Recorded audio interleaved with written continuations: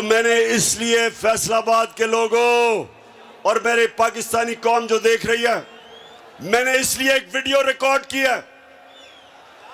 उस वीडियो के ऊपर मैंने एक एक का नाम लिया है जो इस साजिश में मुलव्विस था, जो पिछली गर्मियों से साजिश हो रही थी। एक एक का मैंने नाम लिया है इस वीडियो में। और मैंने ये क्यों किया?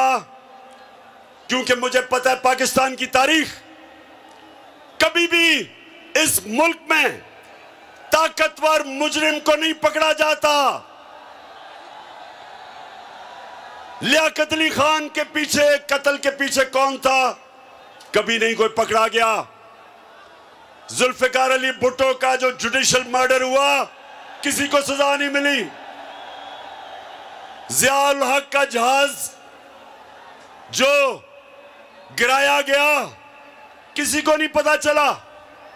इसलिए मैंने फैसला किया कि सारी मेरी कौम को पता चलना चाहिए कि इस साजिश के पीछे कौन था। डॉक्टर अलवी पाकिस्तान के प्रेसिडेंट ने पाकिस्तान के चीफ जस्टिस को खत लिखा।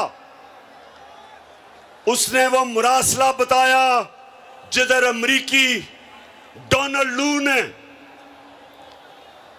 पाकिस्तान के सफीर को वॉशिंगटन में बुला के धमकी दी कि अगर इमरान खान को तुम नहीं निकालोगे, अदम एतमाद को कामयाब नहीं करोगे इसके खिलाफ, तो पाकिस्तान को मुश्किलों का सामना करना पड़ेगा।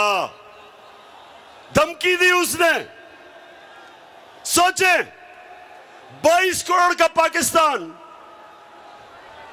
पाकिस्तान का मुंतखब प्राइम मिनिस्टर और एक हमारे एम्बेसडर को धमकी देता है कि अपने प्राइम मिनिस्टर को अगर तुम नहीं निकालोगे, जो साजिश थी अदम एतमाद की, तो पाकिस्तान को मुश्किलों का सामना करना पड़ेगा।